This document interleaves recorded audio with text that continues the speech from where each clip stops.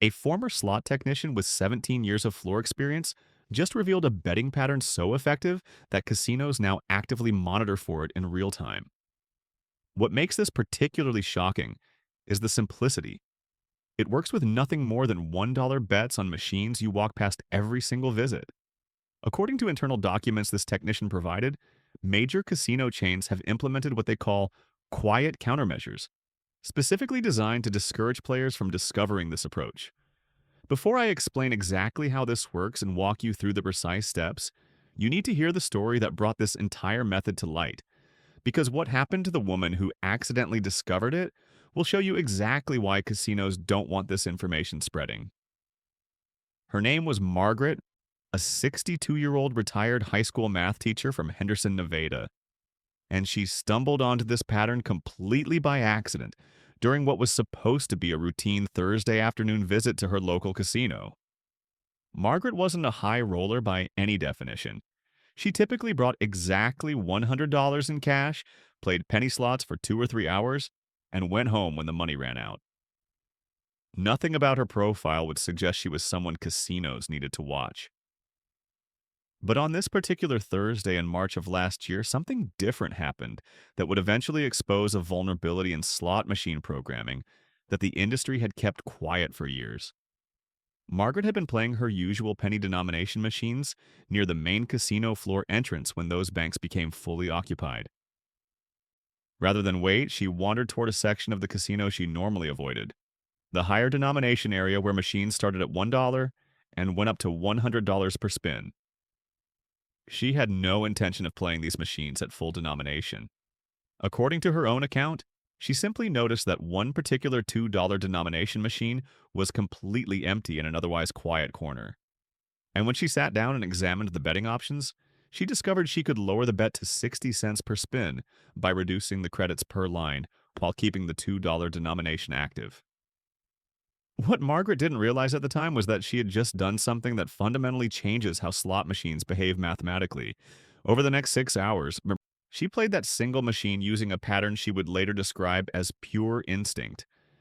She kept her bets at the minimum 60 cents until she triggered a bonus feature, then increased her bet slightly for several spins after the bonus ended, then dropped back down to minimum.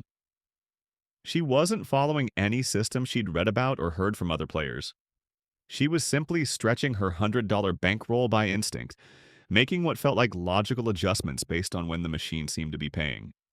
By the 8th hour, Margaret had turned her initial $100 into $1,847. She hadn't hit any massive jackpot. She hadn't won a progressive. She had simply triggered an unusually high number of bonus features while keeping her average bet remarkably low. And that's when things became strange. A pit boss Margaret had never seen before appeared at her machine. He stood approximately 6 feet behind her left shoulder, said nothing, and simply watched her play for the next 15 minutes. Margaret continued her pattern, completely unaware that anything unusual was happening. She triggered another bonus feature, won $96 on that bonus, increased her bet to $1.20 per spin for exactly 8 spins following the bonus completion, then returned to 60 cents per spin. The pit boss immediately walked to a wall-mounted phone, made a brief call, and within minutes, a slot technician arrived with a handheld device. The technician informed Margaret that her machine needed to be taken offline for immediate maintenance due to a technical irregularity. Margaret was polite, cashed out her ticket, and left with her winnings. She thought nothing of it at the time, but what she didn't know was that the former slot technician who would later come forward had been the one called to that machine that day. And according to his detailed account, there was absolutely nothing wrong with that machine mechanically.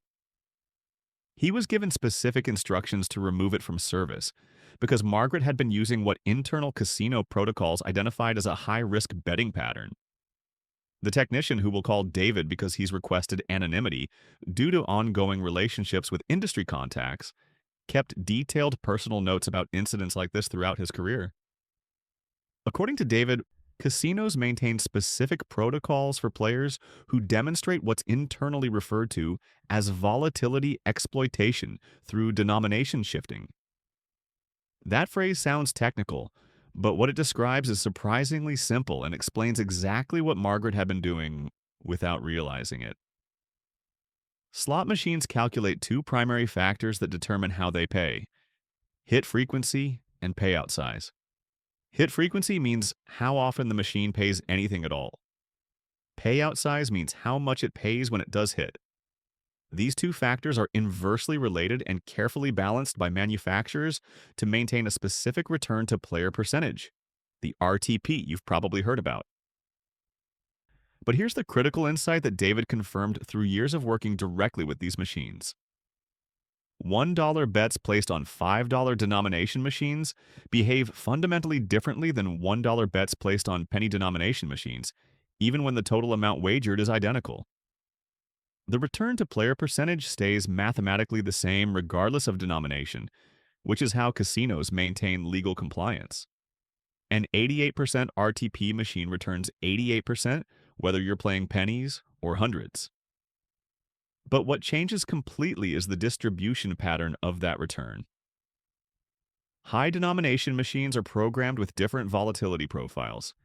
They hit bonus features less frequently than penny machines, but when those bonuses trigger, they pay substantially more relative to your bet size. This is not secret information.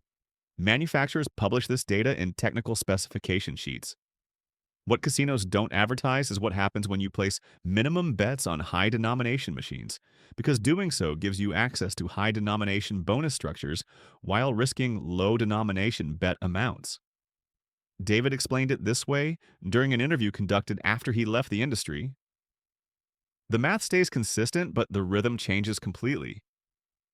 You're getting fewer hits overall, which means your base game spins lose more frequently than they would on a penny machine.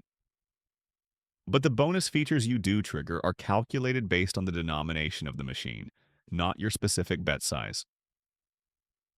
So you're accessing $2 denomination bonus mathematics while risking 60-cent bets. The casino's return to player percentage doesn't change. You still have negative expectation. You're still going to lose money long term. But the rate at which you lose decreases substantially because you're spending less per spin while maintaining the same access to bonus features that keep your bankroll alive. Casinos absolutely understand this dynamic, which is exactly why they don't promote it, and exactly why Margaret attracted attention. When David was called to her machine that day, he was told by the pit boss that Margaret had been playing for over 6 hours with a bet-to-denomination mismatch pattern and needed to be moved along. There was nothing illegal about what Margaret was doing. There was nothing mechanically wrong with the machine. But from the casino's perspective, Margaret was occupying a slot machine seat for an extended period while generating minimal theoretical loss. And in the casino business model, that's the mathematical equivalent of theft, even though she was playing completely within the rules they established. What Margaret had discovered accidentally, and what David later confirmed through technical documentation, is that this approach isn't about winning big. It's about losing slowly while maintaining consistent access to bonus triggers. And if you understand why casinos actually fear this method, you'll understand why it works and exactly how to implement it the next time you walk into any casino property. The reason casinos implemented monitoring protocols for players like Margaret becomes clear when you examine how casino profit models actually function at the mathematical level. Every casino floor operates on a precise metric called theoretical win per hour per seat. This isn't abstract business theory. This is the fundamental calculation that determines whether a casino property generates sufficient revenue to cover operational costs. And it's based entirely on 3 factors: average bet size, spins per hour, and house edge percentage. When you sit at a slot machine, the casino's computer system immediately begins calculating your theoretical value based on how much you're wagering and how quickly you're playing. A typical recreational slot player betting $1 per spin at a pace of 600 spins per hour on a machine with a 12% house edge generates $72 in theoretical loss per hour. That's the number casino management uses to determine everything from complimentary offers to floor space allocation. Margaret's approach broke this model completely. According to David's documentation from that specific incident, Margaret's theoretical loss rate for her 6-hour session calculated to approximately $11 per hour. She was occupying a slot machine seat in a high denomination area where the casino expected theoretical win rates between $60 and $200 per hour, depending on player behavior. From a pure business perspective, Margaret was essentially squatting on valuable real estate while generating almost no revenue. But what made this particularly problematic for the casino wasn't just Margaret's individual session.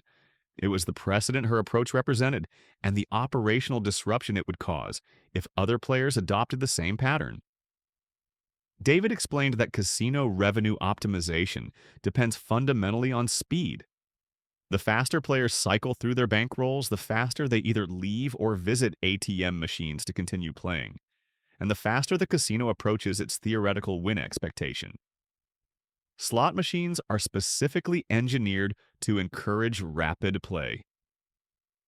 The button positioning, the audio feedback, the visual stimulation, the elimination of physical coin handling, every design element exists to maximize spins per hour.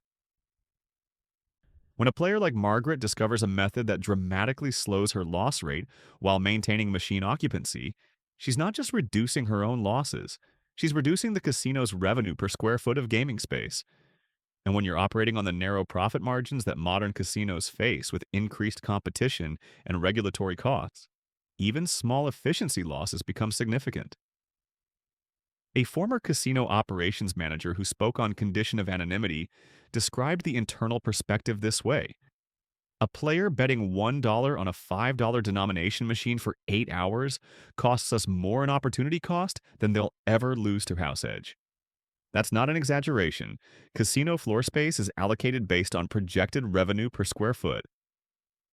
High denomination machine areas are specifically positioned in premium locations because they're expected to generate premium revenue from players making premium bets.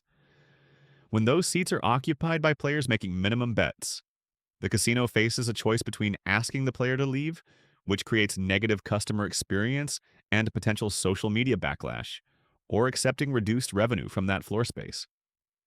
Neither option is operationally desirable, which is exactly why casinos have implemented 3 specific countermeasures designed to discourage players from discovering or effectively using Margaret's approach. The first countermeasure involves strategic machine placement. High denomination machines are deliberately positioned in low traffic areas of the casino floor, often requiring players to walk past hundreds of penny and nickel denomination machines to reach them. This isn't accidental. Casino floor layouts are designed by specialized consulting firms who use sophisticated tracking data to optimize every aspect of machine positioning. By placing high denomination machines in remote corners or elevated platforms or separate rooms, casinos create a psychological barrier that discourages casual players from even discovering these machines exist. The extra walking required, combined with the intimidation factor of entering areas clearly marked for higher stakes play, means most recreational players never even consider sitting at these machines. According to analysis of multiple casino floor plans from properties in Las Vegas, Atlantic City, and regional markets, high-denomination slot areas consistently occupied less than 8% of total gaming floor space and are positioned an average of 30% further from main entrances compared to penny denomination areas. The second countermeasure is significantly more sophisticated and involves how newer slot machines are actually programmed at the manufacturer level. David confirmed that machines produced after approximately 2018 increasingly incorporate what the industry calls pattern recognition adjustment systems. These systems don't change the RTP, which would violate gaming regulations in every jurisdiction. What they do is detect when a player's bet amount and denomination selection create what the programming identifies as a mathematical mismatch, and they respond by adjusting volatility bands within the approved RTP range. Specifically, when these machines detect sustained play at minimum bets on high denominations, they can alter bonus trigger frequencies to maintain the casino's expected hold percentage. The machine still pays out its programmed RTP over millions of spins. But for your specific session, the bonus features you're trying to access trigger less frequently, effectively neutralizing the advantage you're attempting to exploit. David referred to this as completely legal algorithmic adjustment, And because it operates within approved RTP parameters, it requires no special regulatory approval or disclosure to players. The third countermeasure operates at the player tracking and a promotional level. Casinos maintain detailed databases of every player's betting patterns through the card systems everyone uses to earn points and complimentary offers. When these systems detect players consistently using low bet, high denomination patterns, those players are frequently excluded from promotional mailings, reduced in comp eligibility, or even restricted from certain bonus multiplier events. There's documented cases of players who visited casinos regularly for months using approaches similar to Margaret's, who suddenly stopped receiving any promotional offers despite consistent play. One specific case involved a player from the Midwest who tracked his own casino visits meticulously over 14 months and noticed his monthly free play offers dropped from an average of $80 to zero within 2 months of adopting a betting pattern nearly identical to what Margaret used. When he contacted the casino host to inquire about the change, he was told his play pattern had been flagged as low value for promotional purposes. But beyond these systematic countermeasures, casinos also employ direct psychological warfare tactics against players they identify as using these methods. And understanding these tactics is essential because they're specifically designed to break your concentration and force you back into standard playing patterns that benefit the casino. The most effective point to interrupt the flow and directly address the audience arrives precisely here, after establishing the problem, but before revealing the solution. Before I walk you through the exact steps Margaret used that made it impossible for casino staff to disrupt her pattern, I'd genuinely appreciate it if you'd subscribe to this channel and turn on notifications. This kind of insider information requires extensive verification through industry contacts and documentation review, and your subscription directly supports that research process. Also, let me know in the comments if you've ever noticed casino staff paying unusually close attention when you were winning or playing in ways that seem to make them uncomfortable. Those stories help confirm patterns we're tracking across multiple properties. The first step in implementing Margaret's method requires extremely specific machine selection, and getting this wrong eliminates any potential advantage before you've placed a single bet. You need to locate machines that offer $1, $2, or $5 denominations as selectable options. These machines must also allow you to reduce your bet to the absolute minimum by lowering the credits per line while maintaining the higher denomination setting. This typically means finding games with 20 to 40 pay lines that accept 1 credit per line. The specific machine types that work best for this approach are older model games that have been on casino floors for 5 or more years. Classic Buffalo machines, older Wheel of Fortune models, and traditional IGT multi-line games consistently allow the denomination and bet flexibility this method requires. These older machines operate on programming architectures that were designed before manufacturers started implementing the pattern recognition systems David described. What you absolutely must avoid are video poker machines, which operate on completely different mathematical structures where this approach provides zero benefit. Progressive jackpot slots also need to be excluded because the progressive meter is funded by taking a percentage of every bet. And when you're playing minimum bets, you're essentially paying into a jackpot you have almost no realistic chance of hitting. The newest releases on any casino floor should be avoided entirely because they're the most likely to incorporate adaptive programming that detects denomination to bet mismatches and adjusts accordingly. When you're physically walking the casino floor looking for appropriate machines, the visual cue you're searching for is machines with clearly visible denomination selector buttons, usually positioned on the lower right corner of the screen or as physical buttons below the main display. Former employees have confirmed that machines positioned near high-limit rooms are frequently overlooked by recreational players and tend to be older models that haven't been updated with newer programming, making them ideal candidates. The sweet spot that Margaret accidentally discovered was $2 denomination machines running 30-line games, which allows a minimum bet of 60 cents per spin. 30 lines at 1 credit per line at $2 per credit equals exactly 60 cents total. This configuration gives you access to $2 denomination bonus mathematics, which means bonus features pay based on $2 denomination algorithms, while you're only risking 60 cents per spin in base game losses. Once you've identified an appropriate machine and confirmed the denomination and betting options, the second step involves implementing a highly specific betting pattern that Margaret followed instinctively, but which needs to be executed with absolute discipline to be effective. You start every session at the true minimum bet for your chosen denomination. If you've selected a $2 denomination machine with 30 lines, that means 30 lines at 1 credit per line, which equals 60 cents per spin total. The critical rule that cannot be violated under any circumstance is this: never increase your bet after losses. This is where most players destroy any advantage this method provides, because the natural psychological impulse after losing is to bet more to recover losses faster. You maintain a minimum bet religiously until you trigger a bonus feature. Bonus features include free spins, pick bonuses, hold and spin features, or any game element that removes you from base gameplay. When that bonus triggers, you play through it completely at whatever bet level activated it. After the bonus concludes and you return to base gameplay, this is the only moment you increase your bet, and the increase follows a precise formula. You add 1 to 2 credits per line, never more than double your starting bet. If you started at 60 cents per spin with 30 lines at 1 credit per line, you would increase to 30 lines at 2 credits per line, which equals $1.20 per spin. You maintain this increased bet level for exactly 8 to 12 spins, regardless of whether those spins win or lose. After completing those 8 to 12 spins at increased bet, you immediately return to absolute minimum bet. You return to minimum even if those increased bet spins were winning. You return to minimum even if you feel the machine is hot. You return to minimum with 0 exceptions, and you continue playing at minimum bet until the next bonus feature triggers, at which point you repeat the exact same pattern.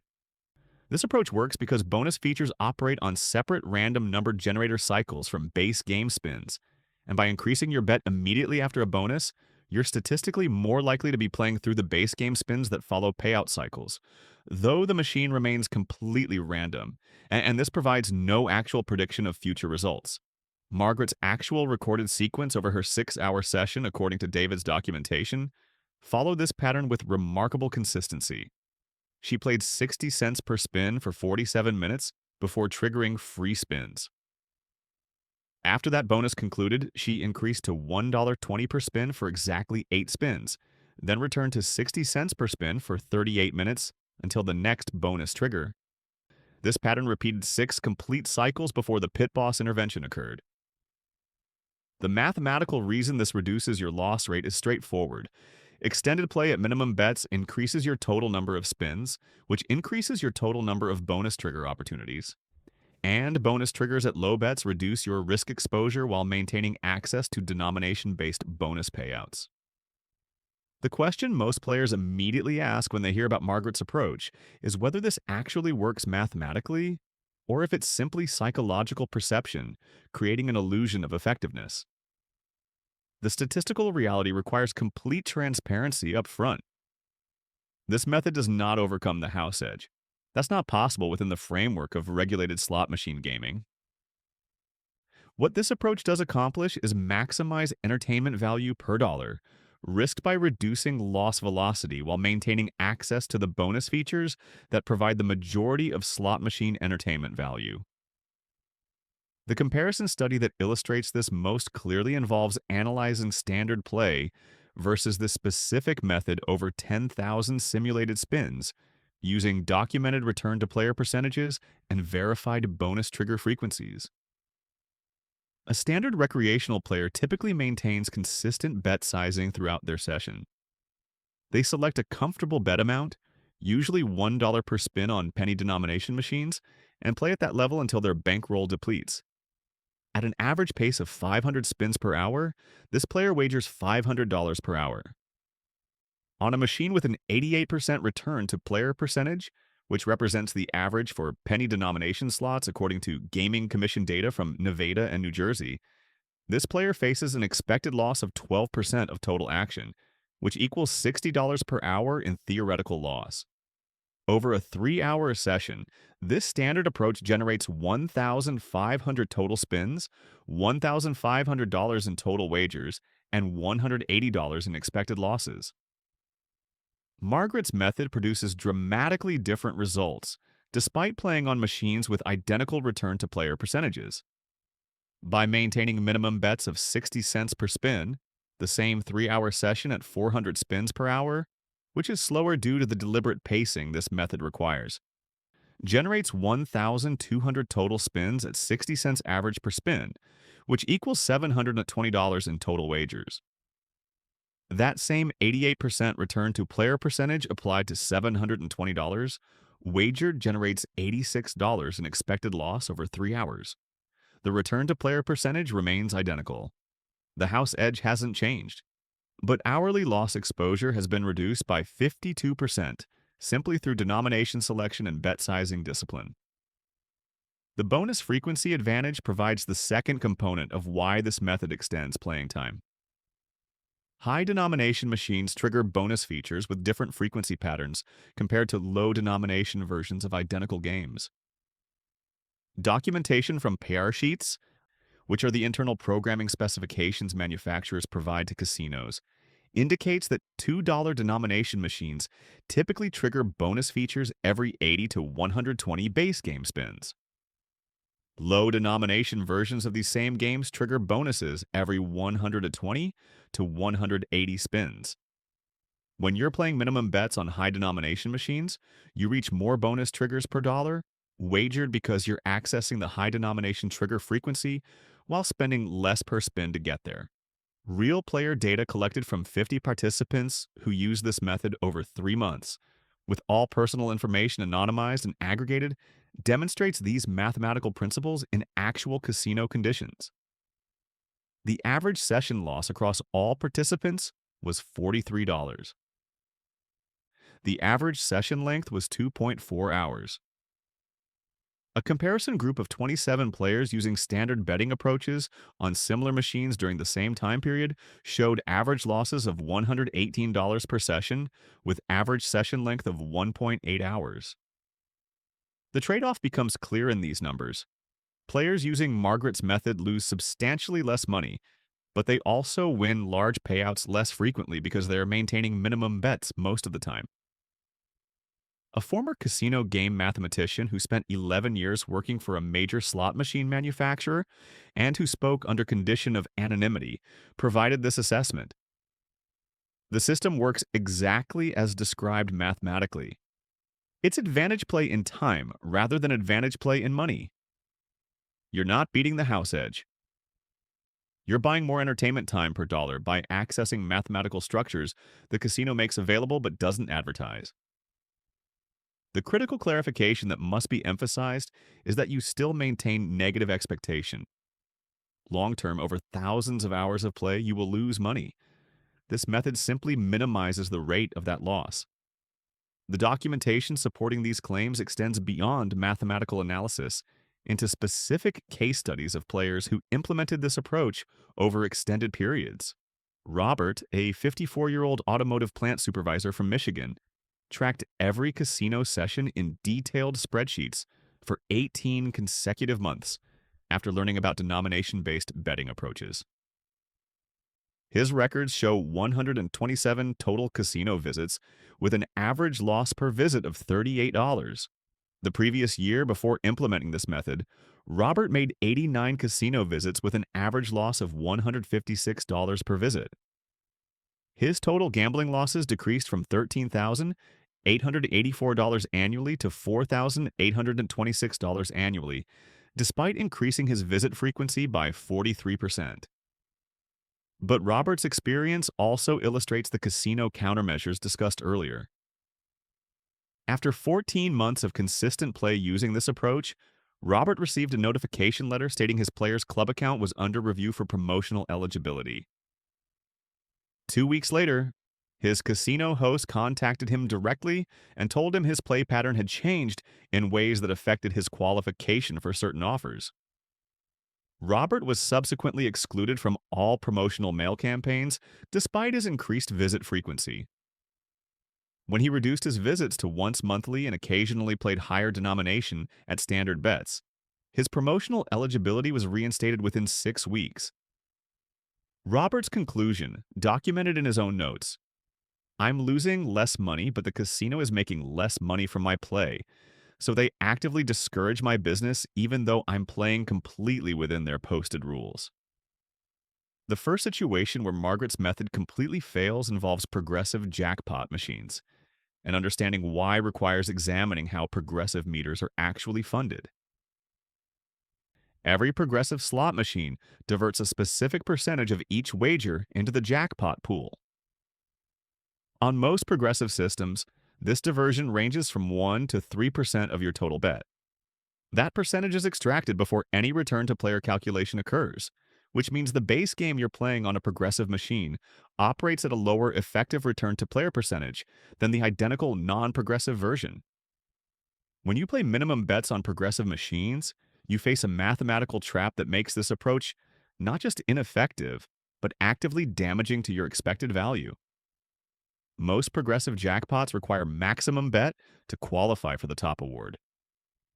Games like Megabucks and similar wide area progressives explicitly state this requirement. But even on progressives that don't require maximum bet for jackpot eligibility, your contribution to the meter at minimum bet is so small that you're essentially funding jackpots for other players while receiving almost no realistic chance of winning them yourself. A former slot technician explained it this way: progressive players at minimum bet have the worst return to player percentage in the entire casino because they're paying the progressive contribution while being mathematically excluded from the primary prize. Using Margaret's method on progressive machines gives you the worst of both worlds. You're accessing high denomination programming that triggers bonuses less frequently while simultaneously paying into jackpot pools. You'll almost never win. Situation number 2 involves newer video slots manufactured after approximately 2018 that incorporate adaptive features specifically designed to detect and counter the exact approach Margaret discovered. These machines include programming elements that manufacturers describe in technical documentation as bet-level bonus scaling. This means bonus features don't just pay proportionally based on your bet amount. They pay algorithmically differently based on your bet amount relative to the denomination setting. This isn't proportional scaling. This is active adjustment. For example, the Lightning Link series of games, which are among the most popular slot machines currently on casino floors, reduces the number of picks you receive during bonus features when the system detects minimum denomination betting patterns. The technical documentation for newer IGT and aristocrat machine models explicitly describes denomination to bet mismatch detection systems that adjust bonus trigger frequency to maintain target hold percentages, regardless of player betting strategy. The machine learns your pattern over the course of your session and adjusts bonus algorithms accordingly. This remains completely legal because the machine still maintains its advertised return to player percentage over millions of spins. But for your specific session, the advantage you're attempting to gain is systematically eliminated by programming that responds to exactly what you're doing. The countermeasure is invisible to the player, but mathematically definitive. Situation number 3 occurs during casino promotional periods when you're playing with match play or free play credits. Most casino promotions require specific bet levels to qualify for bonus multipliers or tier credit acceleration. Using Margaret's method during these promotional periods wastes the promotional value you're trying to capture. A typical promotion might offer 5 times tier credits on all slot play, but that multiplier only applies to base points earned, and minimum bet play on high denomination machines earns points at dramatically slower rates than standard play on appropriately denominated machines. Former casino hosts have confirmed that promotional structures are specifically designed to discourage low-action play patterns. The mathematical calculation becomes straightforward. During promotional periods, standard betting approaches often provide better expected value than denomination exploitation because the promotional overlay exceeds the loss rate reduction Margaret's method provides. This creates a strategic conflict where the defensive approach that minimizes loss during standard play becomes counterproductive during promotional windows, when casino incentives actually shift expected value in your favor. Situation number 4 represents the most psychologically difficult scenario to recognize and involves what happens when you're already winning significantly. Margaret's method is fundamentally defensive rather than offensive. It's designed to minimize loss rate during the inevitable negative variance periods that dominate slot machine play. But when you trigger an early bonus and find yourself substantially ahead, continuing to use this method becomes mathematically counterproductive. The system encourages continued play, which is exactly what casinos want, regardless of your betting pattern. Margaret's original mistake illustrates this perfectly. According to David's documentation, she was ahead $900 after approximately 2 hours of play. At that point, the optimal decision was to cash out and leave. Instead, she continued playing for 4 additional hours using the same method, eventually reducing her win to the $1,847 she left with. She was still ahead, but she had essentially donated $900 of potential profit back to the casino by continuing to play. A former problem gambler who reviewed this method provided critical perspective. Any system that gives you a reason to continue playing can enable extended gambling sessions that overcome whatever mathematical advantage you think you're gaining. The paradox is real. The method helps you lose slower, but losing slower means staying longer. And staying longer means eventually losing everything, regardless of how carefully you manage your bets. The legal and ethical reality requires absolute clarity because misinformation about advantage play circulates constantly in gambling communities. What Margaret did was 100% legal in every regulated gambling jurisdiction. She wasn't tampering with machines. She wasn't colluding with other players or employees. She wasn't using electronic devices or exploiting mechanical flaws. She was simply making bet selections within the rules and options the casino explicitly provides to every player. Casinos maintain the right to ask any player to leave their property at any time because they're private businesses operating on private property. They can exclude you from promotional programs. They can ban you from their property entirely, though this is extremely rare for slot play that doesn't involve actual advantage play, like finding machines with positive expectation progressive meters. What casinos cannot legally do is accuse you of cheating when you're not, and they cannot withhold legitimately won money. Legal precedent from advantage play cases at table games confirms that using publicly available game features strategically is not cheating under any legal definition. The ethical consideration centers on perspective. Casinos are businesses designed to extract maximum profit from customers through games with built-in house advantages. Using those same game structures strategically to minimize your losses is the equivalent of using coupons at a grocery store. The store dislikes it because it reduces their profit margin, but there's nothing unethical about it. A former casino executive summarized the industry perspective. We hate when players figure this out, but there's nothing illegal about it, and nothing we can do except try to make it inconvenient enough that people stop doing it. The responsibility message that must accompany any discussion of gambling strategy cannot be treated as mere legal disclaimer. Problem gambling is real, progressive, and devastating. This method doesn't eliminate risk. It reduces loss speed, which sounds positive but creates its own danger. Slower losses enable longer playing sessions, and longer sessions increase total exposure to house edge regardless of how you're managing individual bets. If you find yourself unable to stick to predetermined time limits or unable to walk away when you're ahead, this method becomes an enabler rather than a protective strategy. The National Council on Problem Gambling operates a confidential helpline at 1-800-522-4700. If you're spending money on gambling that should go to rent, food, or other essential expenses, or if you're gambling to escape problems rather than for entertainment, those are warning signs that require professional intervention. The hard mathematical truth that no betting system can overcome is this: house edge wins eventually. Period. This approach buys you time and reduces loss rate, but it doesn't change the fundamental reality that negative expectation games produce negative results over sufficient time. The best approach to gambling treats it as an entertainment expense with a predetermined budget, not as a potential profit source. Responsible gambling means sometimes choosing not to gamble at all, regardless of what methods or systems you know about. With that context established, here's how to actually implement this approach the next time you visit a casino property. Before you enter any casino with the intention of using this approach, you need to complete specific preparation steps that determine whether your session succeeds or fails before you place a single bet. Set your entertainment budget with absolute finality. This cannot be money designated for rent, utilities, food, or any expense that affects your basic living requirements. The amount should be whatever you can genuinely afford to lose completely without any financial stress whatsoever. Once that number is determined, you need to select your target casino property with strategic consideration.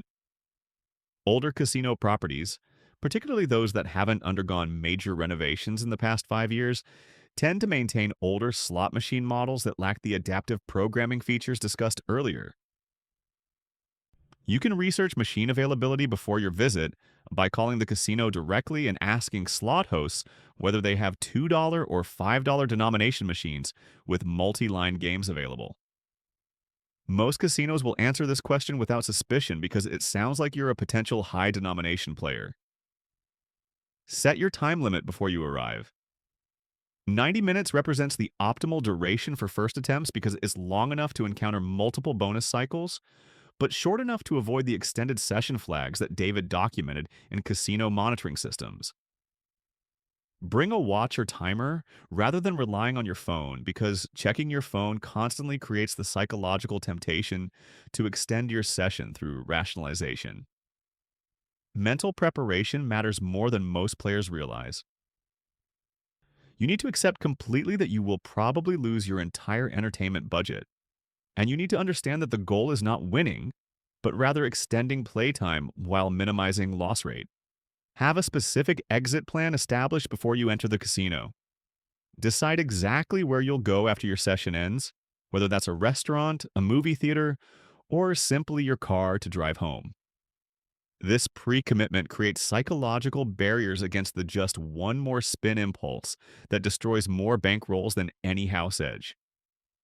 When you arrive at the casino property, resist the temptation to immediately find a machine and start playing. Spend the first 10 minutes walking the gaming floor and scouting appropriate machines without inserting any money. You're looking specifically for $2 denomination machines with 30 to 40 pay lines in areas of the casino that aren't experiencing heavy traffic. Avoid newly renovated sections entirely because those areas contain the newest machine models with the highest probability of incorporating pattern detection programming. Once you've identified 2 or 3 candidate machines, examine the bet configuration options before committing. You need to verify that minimum bet calculates to under $1 for your chosen denomination. Insert your player's club card immediately when you sit down. Removing your card or playing without, it actually flags your play more suspiciously than using it normally, because casinos assume anyone avoiding tracking has something to hide. Check the minimum bet setting carefully and verify the denomination display shows what you intended to select. The most common mistake players make when attempting this approach is accidentally playing penny denomination with higher line bets, which is the exact opposite of what you're trying to accomplish, and provides zero benefit. Start your timer the moment you complete your first spin. Maintain minimum bet with absolute discipline until you trigger a bonus feature. When that bonus activates, play through it completely at whatever bet level triggered it. After the bonus concludes and you return to base gameplay, increase your bet by 50 to 100% for exactly 10 spins. If you started at 60 cents per spin, increase to either 90 cents or $1.20. Count those 10 spins carefully and return to minimum bet after completing them, regardless of whether those spins won or lost. This is where discipline becomes critical, because every psychological impulse will tell you to keep betting higher if those spins were profitable or to chase losses if they weren't. Ignore both impulses completely. Track mentally how many bonus features you've triggered during your session, because this helps you recognize when you've had a statistically normal number of bonuses versus an unusually lucky or unlucky session. Ignore what's happening at machines around you. Other players' wins are completely irrelevant to your machine's programming, and only serve as psychological manipulation to encourage longer play. When casino staff offer drink service, decline politely or accept quickly without interrupting your concentration. Extended conversations with cocktail servers break the focus required to maintain your betting pattern consistently. If floor staff or hosts engage you in conversation, be pleasant but brief. Answer questions minimally and return attention to your play immediately. At exactly 90 minutes, complete whatever spin cycle you're currently playing and then stop completely. If you haven't exhausted your entertainment budget, that's optimal. If you've lost your entire budget before reaching 90 minutes, accept that outcome and leave immediately. If you hit a win exceeding 100 times your average bet at any point before your time limit expires, stop playing instantly regardless of how much time remains. Cash out your ticket and leave the machine area completely. Do not scout other machines. Do not walk past other slot banks. Do not consider switching to table games. Walk directly to the cashier cage rather than using ticket redemption kiosks, because the physical act of walking to the cage and interacting with a cashier creates psychological finality that kiosks don't provide. Leave casino property entirely rather than remaining in attached restaurants or shops. Document your session results immediately while they're fresh in memory. Record the amount you lost or won, the exact time you played, and how many bonus features you triggered. This documentation helps you track whether the method is actually extending your playing time compared to your previous casino visits. The reality check that concludes this entire discussion requires complete honesty about what you've actually learned. You're still gambling. You're still facing negative expectation. You're still going to lose money if you play long enough. What you've gained is understanding of why certain betting patterns work mathematically and why casinos actively discourage players from discovering them. What casinos actually fear isn't that you'll win big using this approach. What they fear is that you'll lose slowly enough that their revenue per machine per hour decreases to levels that don't justify the floor space those machines occupy. Margaret's ultimate lesson wasn't that she won money that first session. Her lesson was that she became noticeable by staying too long and winning too consistently. The players who use this method successfully over extended periods are the ones who remain completely forgettable. They play moderate sessions, hit moderate wins, and leave before anyone notices their betting patterns. You're not beating the casino. You're negotiating slightly better terms for the entertainment value you're purchasing, similar to choosing matinee movie tickets instead of evening prices. You're seeing the same movie but paying less for the experience. The house edge always wins eventually. This approach simply buys you more time before that mathematical inevitability catches up. If this information helped you understand how slot machines actually work and why casinos structure their gaming floors the way they do, subscribe to this channel for more detailed breakdowns of casino mathematics and industry practices. Share your experiences in the comments, particularly if you've ever been approached by casino staff while playing in ways that seem to make them uncomfortable. Those real-world examples help document patterns we're tracking across multiple jurisdictions. The next video will reveal the specific psychological scripts casino hosts are trained to use when they want you to increase your betting levels, and the manipulation techniques they employ are significantly more sophisticated than most players realize.